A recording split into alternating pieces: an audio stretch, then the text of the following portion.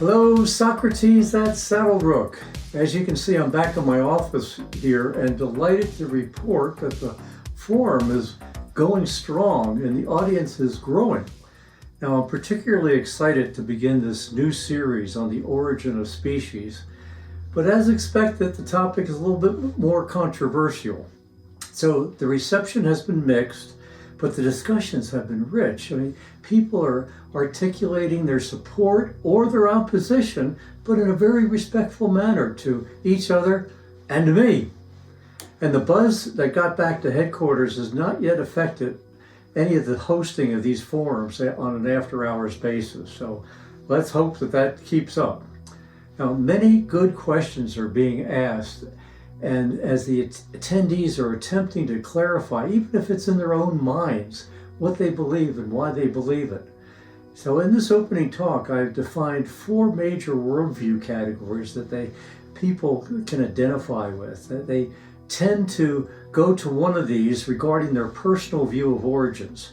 That's creation, evolution, intelligent design, theistic evolution. Now, I urge you in watching this talk to think about which of those 4 categories, those views that you tend to hold primarily. Now, each of us has some kind of starting position. None of us can be put in a box, I know that, but we probably tend toward one of these views, even if perhaps in combination with portions of another view as well. Now, in part 2, next time, I will start examining the scientific evidence and also attempt to explain in light of that evidence in light of the 4 worldviews. So in the next forum, I start with Darwinian Evolution.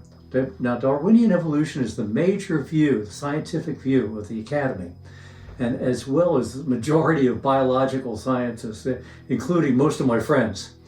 So let's pick up the talk now that I gave at the beautiful Mountain View Golf Club in Saddlebrook, Arizona, with a review of why we can talk about God as we examine scientific evidence at these forums. Well, welcome to Socrates at Saddlebrook. It's good to see the crowd building up here. And this has been a kind of a provocative series, but it gets more provocative as we get in here, because we're going to be talking about worldviews today. Now, what's a worldview? We all have them.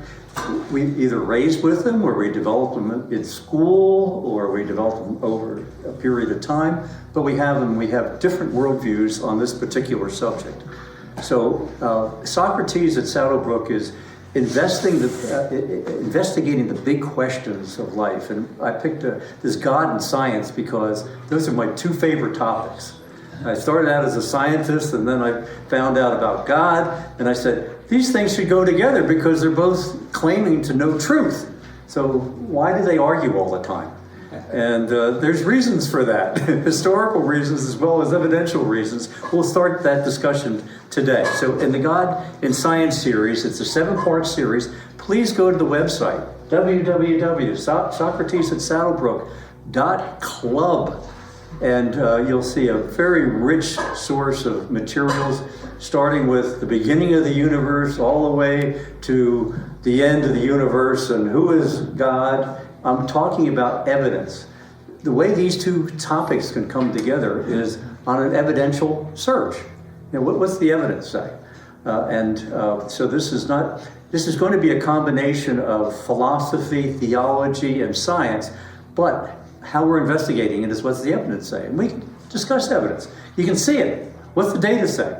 So when you have a particular position, and we all have positions, I have mine, but I can define why I believe what I believe. And that's what I'm kind of encouraging all of you to do. Whatever your position is, know why you believe what you believe. So this particular series is number 5 of the 1 through 7, Origin of Species, 4 worldviews. This flyer, excuse me, Socrates. This is more than a prop here. So when you ask a question, I don't know the answer, which is a lot of the times. I just push a button and he comes up and... He was a gadfly. He went around Athens and he just annoyed everybody. Because no matter what they said, he asked them, Well, what do you mean by that? Why do you believe that? Anyway, that's the background. But a year ago, we just celebrated our first anniversary. A year ago, Dick, we handed out these flyers to, 4,000 or something, and put them in the tube. Some of you picked up the flyer and said, oh, that sounds interesting. And we've been in business a year now, and God and science, do they go together? Do they mix? Well, it's not an either-or thing. Some people like to keep them, has to be either-or. You have a divided magisterium of knowledge, and no, we think they both work together. So the very first forum, we had just some discussion and said, yeah, they should work together. The second, does the scientific evidence in the past 50 years give any evidence for God? Science has been amazing the last 50 years. I mean, just think about when we were young and the Hubble telescope. We didn't even have a space station up there. I mean, now we can see to the edge of the universe. Think about, as we talked about last time, the origin of life. We had microscopes. Now we have electronic microscopes. We can see inside the cell, inside the nucleus of the cell. So we can see, oh, there's a lot of evidence out there. What does that point? Does that point to God, or does it point in some other direction? There's no God. Maybe it points to nature did it. That's what Darwin said, nature did it. Science practice today is as if nature did it. And we're going to discuss that. In other words, science doesn't leave open the evidence for the deity. Let's put it that way. We're going to have, is there evidence for the deity? Does he have his fingerprint on something? And so we are addressing the big questions in here. This was from that bulletin that said, faith and science both aim at saying true things about the world. So why is there such a conflict? I mean, shouldn't they be reconcilable at some level? So there's evidence, then there's interpretation of evidence. Maybe that's what the hang-up is sometimes in this debate. 7-part series, as I said. We're going to start today with examining some worldviews. What's a worldview? This is a worldview. I can't see anything. Oh, I put on my glasses. Focuses. I like that. I'm going to keep my glasses on. I'm pointed in that direction. If I had rose-colored glasses, maybe I'd see the world a little bit different. Maybe if I had Jim's prescription on, I know I'd see something different. Be going. So the point here is not to defend or convert or whatever. That's not the point of this. It's to listen to other people. Why are they believing what they believe? Let's listen to them. Let's have a relationship with people. 4 worldviews: creation, evolution, Darwinian style, intelligent design, which is a new science, and I'm going to explain that one, and theistic evolution. These are folks that try to say, oh yeah, I like them both, and I'll just put them together. Do they fit together? Or are we trying to mix oil and water? Here's if you learn nothing else or take away nothing else, take away this understanding at a 50,000 foot level of what these 4 worldviews are. Biblical creation. I'm going to discuss biblical creation. There's other creation stories and other philosophies, other cultures. Maybe we'll get to that to the end when we talk about who is God. But this one is biblical creation because that's the basis of Western civilization. We all grew up in this Western civilization. I think everybody here looks like they grew up in Western civilization. That's the basis of our worldview. The Bible is a foundational document. Starts and ends with God as the creator, tries to reconcile science back to the Bible. Darwinian evolution, as you'll find out next week, because I'm going to get into the details of what Darwin actually said and what the evidence for his theory is. And he'll say that nature can do what was claimed to be only done by God. So before Darwin, for example, people just took for granted that nature had designed. They looked at the butterfly and they said, that's designed. And they believed that. But when nature all of a sudden took over Darwin's role, we started shifting, the academy shifted from that position where the theologians were more in charge over to where the naturalistic sciences were more in charge, and that's the worldview today. It's called naturalism. Naturalism, if you remember, it was Carl Sagan. If you know who Carl Sagan is, extremely intelligent, extremely charismatic guy, did something called the Cosmos series 30 years ago, and Neil deGrasse Tyson brought it back. It's still on Nova and public broadcasting. But he says, nature is all there is. Cosmos is all there is, all there ever was, all there ever will be. Well, take somebody who goes to church and reads the Bible. God is all there is, all there ever will be. Those are two diametrically opposing worldviews, right? Theistic evolution tries to put these two together. We'll see if that works.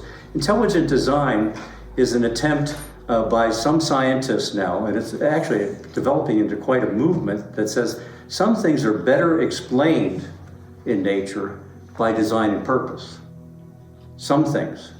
Not all things. It's not a proof, it's not a creation, or it's not an evangelistic type of tool. It's a scientific tool to say that, but how do we decide whether it's designed in purpose? So we'll talk about that today.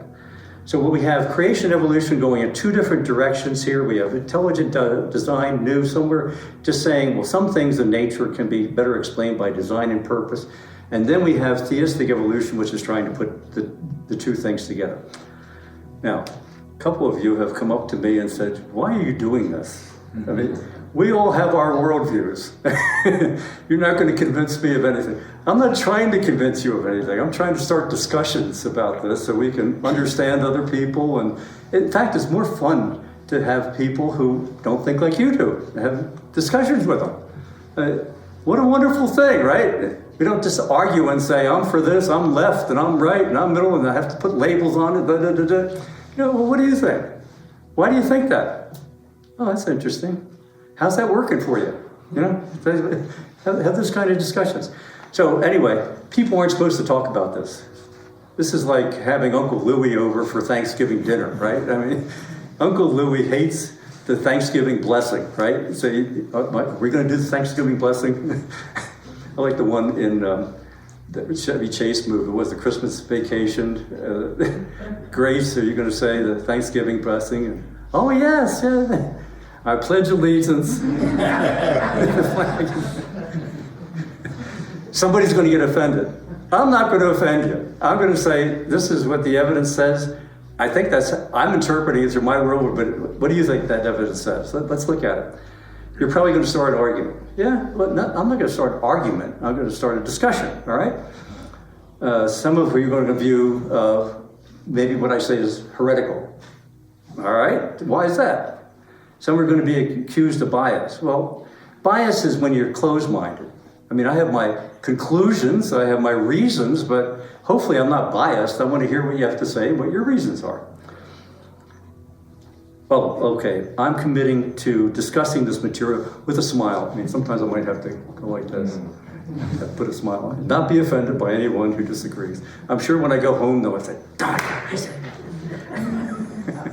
That's all right, that's my problem, that's not yours. You have 3x5 cards there. I want you to feel free to write out a comment, not just a question, so I'm not the answer man on all this stuff. I have my research, I've done a lot of work on it, but, and if you feel like answering a question, I love to engage. If you feel like making a comment on it, if you feel like making a speech, just limit it to 30 seconds, okay? But you can make your speech and then see us afterwards. And Gail, my honey here, she says, I'm back from COVID. I want to do fireside chats again. And that's when we have a small group over at the house to discuss this. So maybe some of these things will come up and be nice topics for having a fireside chat. I am committed to discussing this material with a smile and not be offended by anyone who disagrees, okay? Why are we doing this?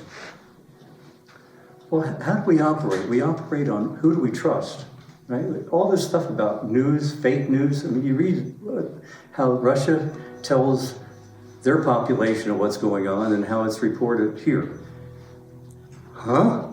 Are they looking at the same world? I mean, it's what we trust that directs our lives. It's what we trust is our worldview. What do we base our trust on? Who and what do we believe? What we think is true and what we think is not true. And so that's why I'm doing this. I want to expose what is true, and we're going to do that together. General observations. I'm going to be talking about these worldviews, but there's splinter groups within each one of these worldviews. I mean, this is not north, south, east, west, right? This is a compass with 360 degrees and then broken down into minutes and seconds of worldview. There's people in the northeast corner and people in the southwest corner and so forth. And they bicker among themselves. So I'm opening this up to 360-degree bickering. I mean, every quadrant is full with people bickering about stuff.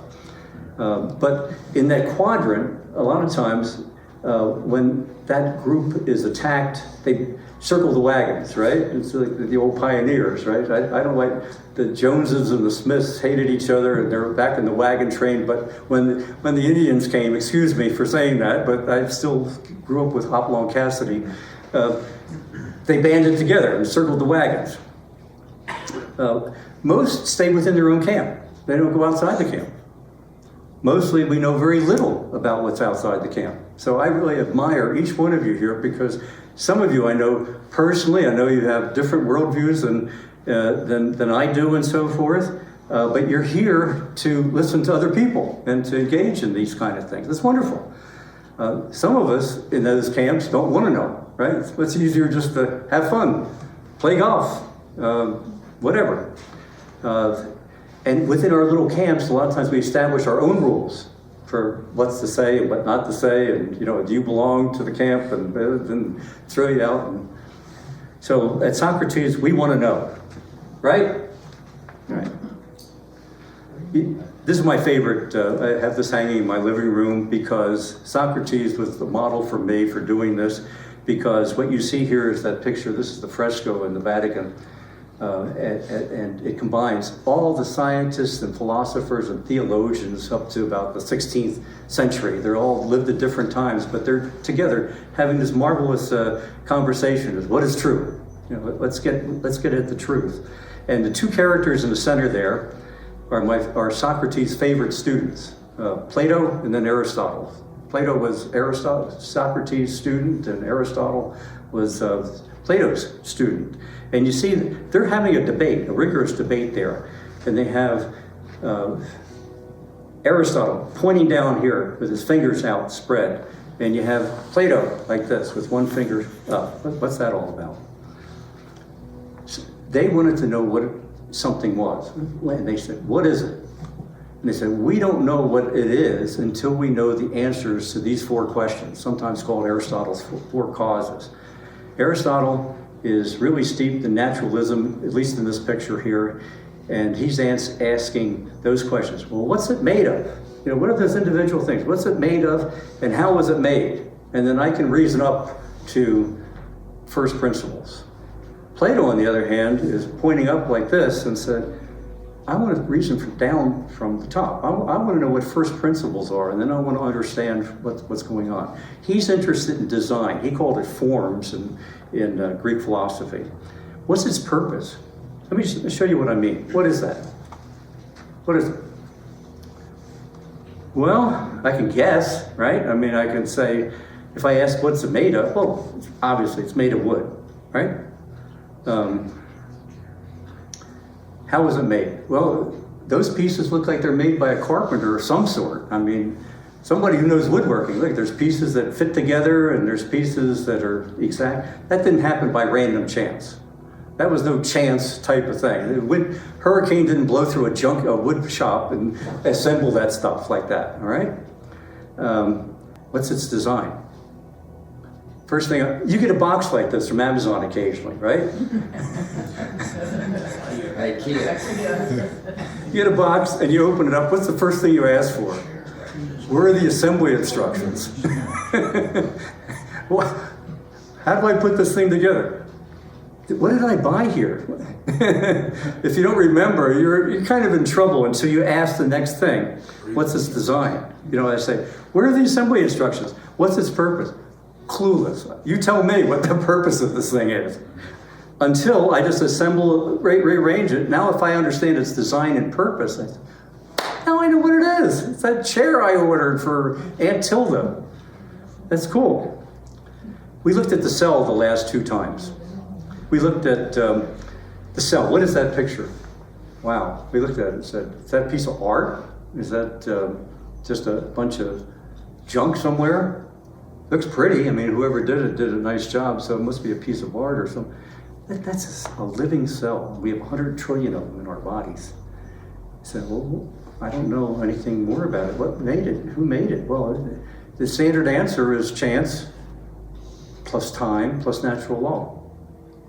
That's the standard answer. If you go any farther, well, you drill down. Molecules in motion. Well, what are molecules? Well, molecules are made up of atoms, and atoms are made up of fundamental particles and so forth. That doesn't tell me any more about what it is. That's just drilling down on the same stuff. Who made it? Chance? What's the probability of it?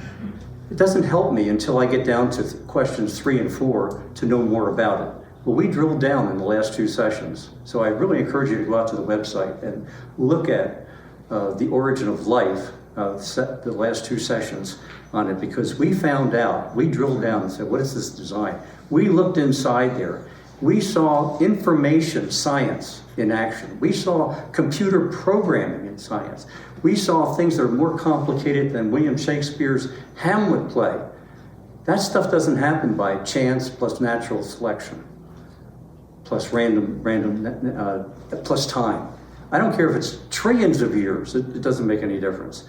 It's an engineering and information marvel. Well, all right, well, now I know a little bit more about it. I still don't know exactly what it is, but maybe I'm on the right path here, because we talked about the ENCODE project. Up until just 10 years ago, 15 years ago? Yeah, 15 years ago. They said, here's the DNA molecule, here's the gene on it, here's the gene on it, everything in between is junk. Evolutionary junk. You know what they know now? 80% of all those nucleotides on the DNA aren't junk.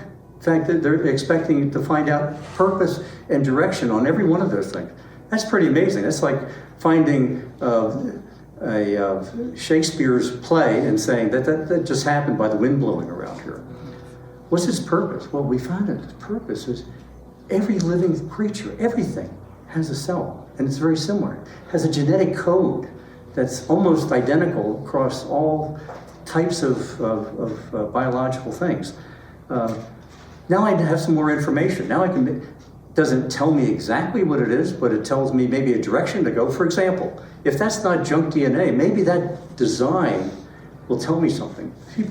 Engineers are trying to mimic the cell now. They're trying to mimic not the cell, but living things. How do you get those on the airplanes now? Remember the tips of the wings? How did you get that? It's by understanding nature. They're trying to mimic nature. Well, that's important. That's looking at it from the top down rather than the bottom up.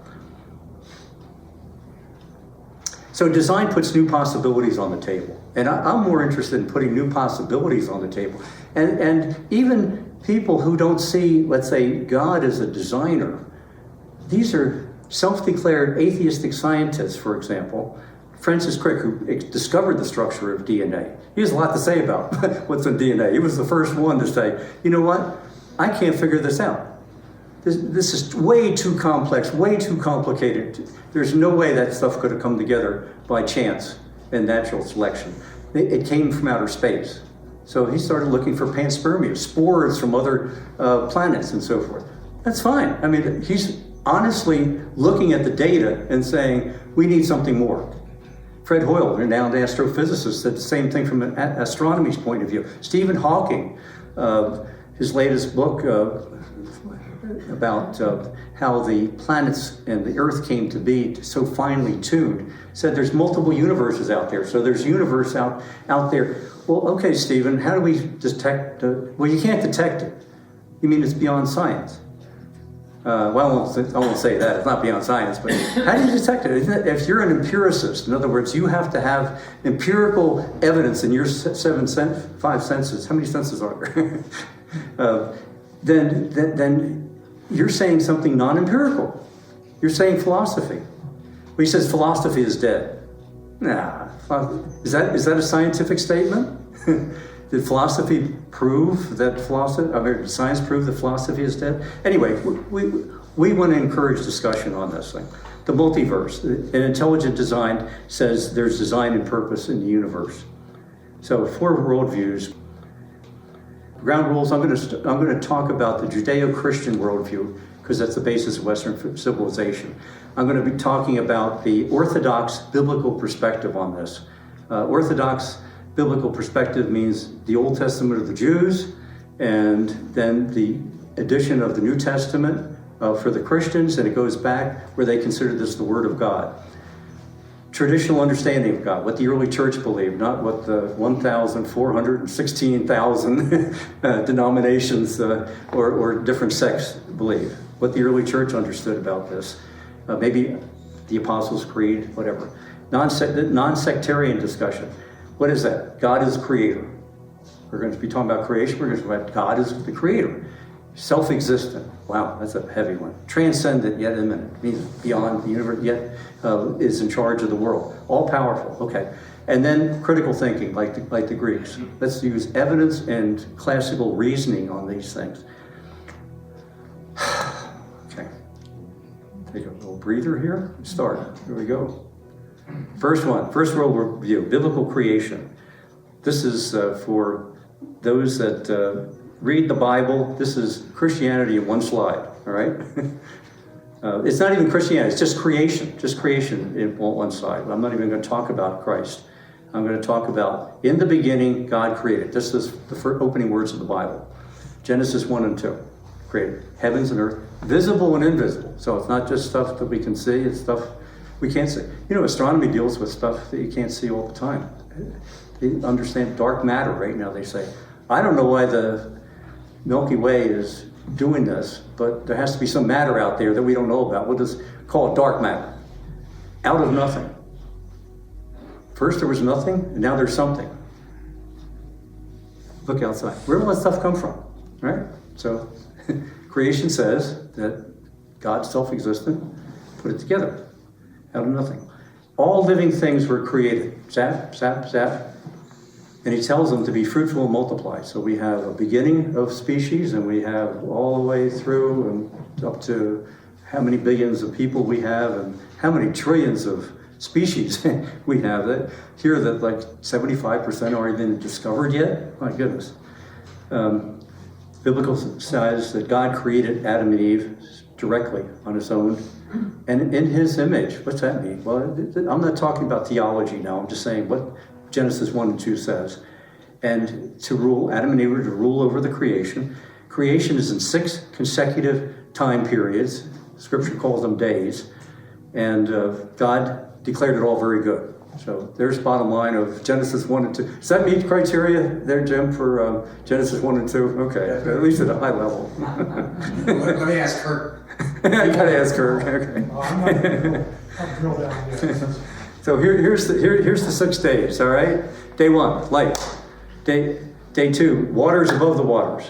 Day 3, land and then plants on the land. Day 4, sun, moon, and stars. Day 5, birds and fish. Day 6, creatures and then mankind. Now, you would think at that high level that requires some interpretation, right? Stu, what do you mean by sun, moon, and stars on day 4? Stu, what do you mean by waters above? Stu, what do you mean by... So there's 3 interpretations, 2 main interpretations anyway within I'll call it the Christian church, but this is also true to some extent within Judaism and some within Islam too. Young Earth, Old Earth, and gap theory. Right? What do those things mean? And it all hinges on the interpretation, or I should say all hinges, but to a great degree it hinges on the word yom in the Hebrew, which is translated day in most modern translations. So here we go with the first one, young earth interpretation. Creation days, 24 hours long. Creation days took place in one ordinary week. Creation, the geological accounts, that means the columns that we see you go out to the Grand Canyon and so forth, they can be analyzed to give a creation timeline. And the conclusion for young earth theology is that the earth is 6,000 to 10,000 years old. I know, I talked about 13.8 billion years and I gave evidence for the Big Bang and so forth. I'm not debating this, I'm just telling you what the viewpoint is here. Old earth. Creation days are long periods of time. Creation events are sequential. like it says, but there are varying lengths because it doesn't exactly say. And conclusion is old earthers accept the current cosmology, in other words, the Big Bang theory that we've talked about, and the geological column, the fossil record, and the chronology, and millions of years, in some cases, billions of years. What's the gap theory? How many of you have heard of the gap theory? It's not even popular much anymore. Yeah, the people who study this know what this is. But 50, 60 years ago, I mean, this was a big thing. It was taught in seminary. A lot of the pastors were taught this.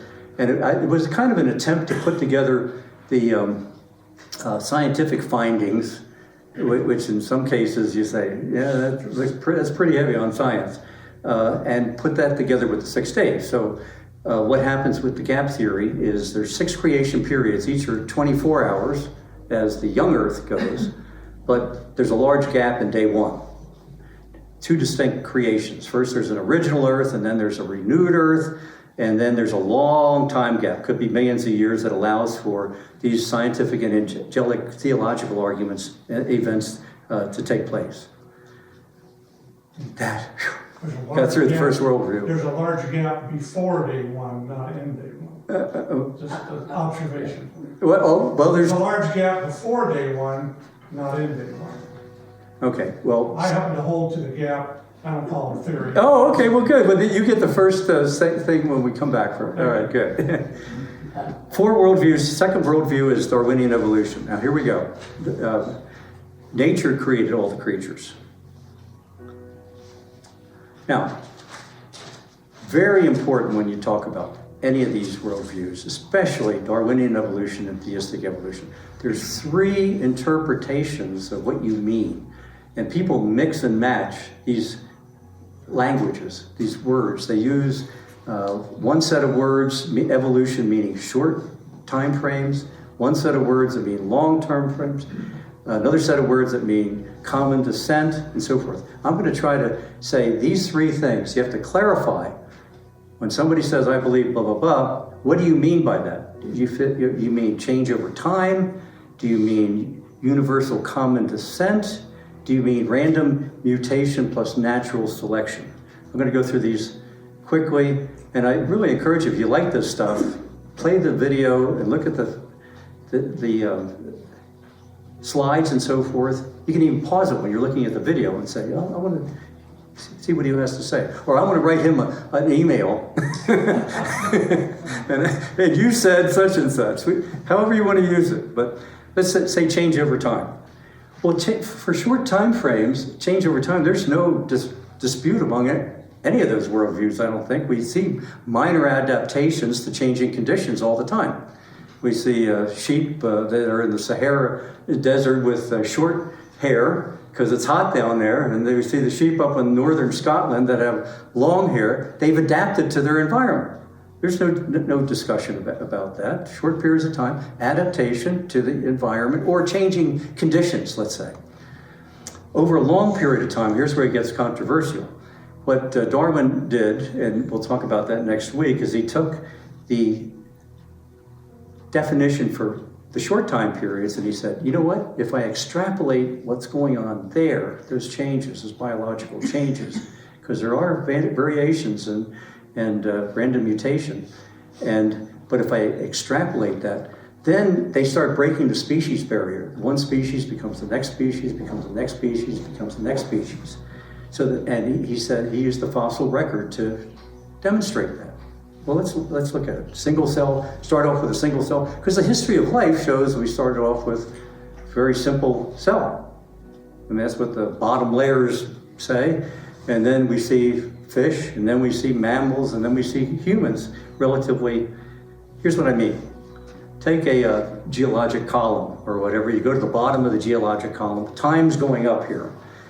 Layers, layers, layers. We've all seen this at the Grand Canyon and other places and so forth. And we see different species embedded in these different layers. There's discussion in the creation camp of how that happens, but that's what we see. That's what Darwin saw. And he explained the complexity, which increases over time as that column goes up. He explained that by change over time of the actual biological transformation of one species into the next more complex series that had better survival characteristics than the previous. So change over time of universal common descent. This is one that isn't studied by a whole lot of people other than people who are in the business. But what he said is, if this is true, then we're all related. We're related all the way back to a universal common ancestor. And he showed it as a tree in his Origin of Species, and we'll discuss that next time. The tree means at the base of the column here, at the base of the tree, is single cell, then more complex. And then you get to the first branch, and the first branch, bacteria, and they stay on their branch, and then green algae stays on their branch, and then grasses stay on their branch, and then over here we have snakes and lizards and iguanas, and they stay on their branch, and fish stays on their branch, and you keep on building this up until eventually you get to humans. So he represented that by this tree, Darwinian tree of life, and so sometimes evolution is defined as universal or common ancestry with modification over time. Third one is the most controversial. This is the most controversial. That one is random mutation plus natural selection. That's how evolution works. Darwin said this is how it works. You have a random variation. Nature then selects out characteristics that improve the survival. That's why it's called survival of the fittest over time. And these small changes that take place, tiny changes over years, accumulate over millions of years, and they form the new species. It's a natural process, and here's where the controversy came in. Natural processes alone have the ability to create these new species. Natural processes alone. So you can imagine a worldview in 1850, let's say, that said, well, it's obvious that butterfly was designed all of a sudden because, well, how was it designed? How did that get there? Well, God did it. Nature can do it. You can imagine why there was such a revolution in worldview thinking at that time. This is maybe a poor example, but let's just say they're not the same animal. Let's just say that those are different generations of three different kinds of animals. I won't even name what they are, okay? But let's say the first poor guy can't read, and there's only one food supply up there. You need food to eat, right? I mean, he who eats survives. Well, the first guy can't do much of anything there. The second guy can't. The third guy, over a period of time, that's a survival advantage. That's a selective advantage, as they call it. He can eat. He survives. The other two just disappear. And that's survival. That's why it's called survival of the fittest. Okay. Big questions for Mr. Darwin. What is the evidence? What is the evidence that universal common descent occurred? There is evidence. I mean, the evolutionary theory is ubiquitous. It's everything, right? Everything is evolved from something. But what is the evidence that actually occurred? What's the evidence of adaptation, which we know is true? Nobody argues with adaptation, but that can be extrapolated to new species. Have we done that in a laboratory? Have we done an experiment to show that is true? There's a fellow at Michigan State University that has 60,000 generations now of fruit flies. No, it's not fruit flies. He's bacteria. And he keeps on letting them naturally reproduce and so forth. Well, have they branched into anything at this point in time? People do this with fruit flies too. What's the evidence for random mutation has the power? It's the alleged mechanism. What's the evidence that it has the power to do that? I mean, I can paint a picture. I can do a cartoon that says this changed to that, changed to that, and so forth. But I have to have, in science, we have to have a mechanism that's powerful and provable that changes it from one to another. Those are the big questions we'll ask Mr. Darwin next week. All right, intelligent design. Intelligent design, and I branded a new thing here because these are people that are saying there is design in nature, and now we have evidence. We can find evidence that there is design and purpose in it. We did it last with the cell. We did it last 2 times. We did it with cell on information. We did it on cell on the engineering that's inside the cell. Said that's not a product of. That's an outboard motor. Remember Dr. Behe last time, he said, I looked at the little tail on one of the bacteria that has a tail, and he said, I can look at that. That's an outboard motor. That's been designed. That's no random collection of parts. This group says, if you look at that picture in the middle there, that's no random sandstorm that created that. That's somebody did that. You know, that has design. That has purpose. Well, intelligent design actually has developed the mathematics and the type of engineering tools to show that, or at least give evidence that that's been designed. That's not some random collection.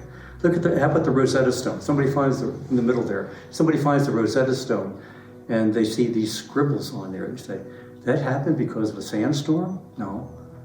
Somebody put marks on there. Well, we don't understand what the marks are. That's ancient Egyptian hieroglyphics. Well, fortunately, on the Rosetta Stone, there was also a Greek inscription on there too, so they could translate it. That's a sign of a mark of intelligence. How about Hamlet? We talked about Hamlet a few times ago. That's a mark of intelligence. Down in the lower right-hand corner was Dr. Behe's example of a rotary engine. So that's not a random collection of parts. Anyway, my point is that design isn't scientifically detectable.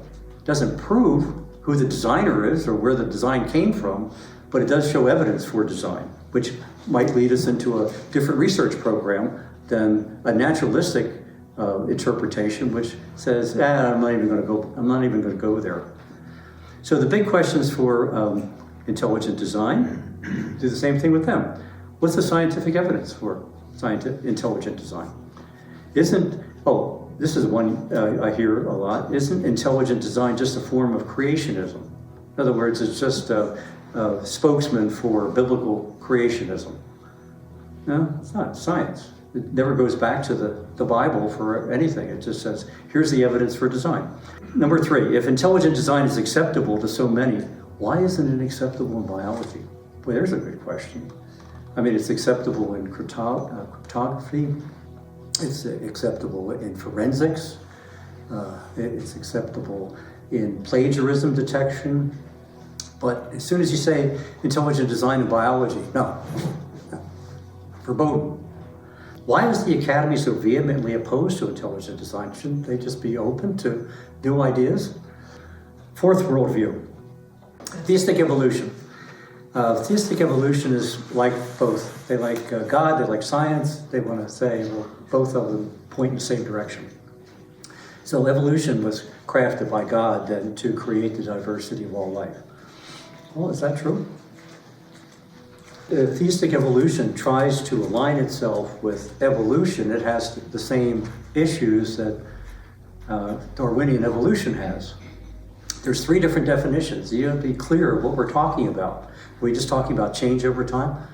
No question. Are we talking about universal common descent? Are we talking about random mutation and natural selection, the 3rd hard definition of evolution? So I will ask the theistic evolutionists, say, please explain to me the logical, what I see as logical contradictions between evolution being directed or undirected. I mean, even God can't direct an undirected process.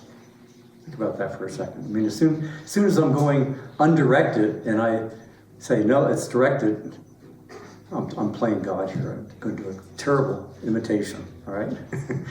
But I'm playing God and say, no, I want it to go over here. He's directing. God's directing. So either you're going undirected or you're going directed. You can't have a logical contradiction. How do you explain logical contradictions? How do you explain God's providence in history? People who believe in God as creator, God is the owner, God is sovereign, God knows the beginning from the end, and he's leading and so forth. But if God front-loaded evolution into the whole mix, then who's in charge? Is God in charge, or is evolution in charge? Good question. I'm just raising the question. I'm not going to give you an answer yet. I'm going to give you what evidence we can say. Contradictions with natural revelation. So what I'm looking at, say, well, to God, it's Francis Collins, who was the head of the Genome Project and also the head of National Institute of Health until recently, became a Christian, wrote a book called The Language of God. Good book, but when he got to this point, I had some problems with what he was saying, because he's saying, well, it appears random to you, but it's not random to God. I mean, God knows the beginning of the end and so forth. So I have to ask, well, is God misleading on purpose? Am I looking at an imagination? Am I being led into discovering? I mean, I feel like if God is real and he's directing my life, that my life is worthwhile, he's not going to mislead me. So anyway, those are the questions that I would ask for the theistic evolutionists. So to summarize here, the 4 big points. Again, what these are differences, and I'm not making a pitch here for any one of them. In the sense, I'm probably showing my inclinations just the way I'm presenting it. But anyway, the important thing is what you think, not what I think. Biblical creation starts and ends with God as the creator, reconciles science back to the Bible. Darwinian evolution starts with science, but limits its investigation to nature is all there is, natural causes only. It doesn't include design and purpose. Intelligent design says, I want to be like the Greeks, so I want to add design and purpose. You know, what can we know about first principles and include that in our investigation? And theistic evolution attempts to reconcile all the above. So, come back for part 2, Thursday, April 14th. Dix will send out a message on origin of species. We're going to start looking into the evidence of what the actual empirical evidence is. Is it laboratory proven? Is it unproven? Is it a theory? Does it have good support? And so forth. And we'll mix them all together and say, well, this worldview, the biblical creation has this interpretation of that. The theistic evolution has this. Darwinian evolution. I'm going to ask those questions of each one of them. So, which worldview do you tend toward, and why? That's the important question. It's also important for us to know why we examine, why we think about our worldviews in a certain way, and we examine the scientific evidence in light of that. So knowing our worldview helps us understand how we interpret data and how we select a particular path of inquiry to follow. It's also very helpful in understanding why other people, looking at the very same data, draw completely different conclusions sometimes. Now, perhaps they have a viewpoint that's worthwhile to consider. So hopefully good discussion will ensue when you start talking about this, and it might even open up some new vistas. So in summary, now you saw the summary slide there, 4 worldviews of origin as we looked at today. Biblical creation, now this starts and ends with the God of the Bible as the creator, and it reconciles science back to the Bible. Darwinian evolution, the scientific majority point of view, but it limits its investigation to nature as the only thing that's there. Intelligent design, it's a new scientific explanation, but it seeks to explain origins by inputting design and purpose to the discussion. And then theistic evolution is an attempt by some to explain origins by reconciling all the worldviews together. So be sure to join us next time for Origin of the Species Part 2, when we dig into the details of Darwin's theory of evolution. Until then, I'm Stuart Orr, asking you to keep thinking deeply and follow the data wherever it leads you.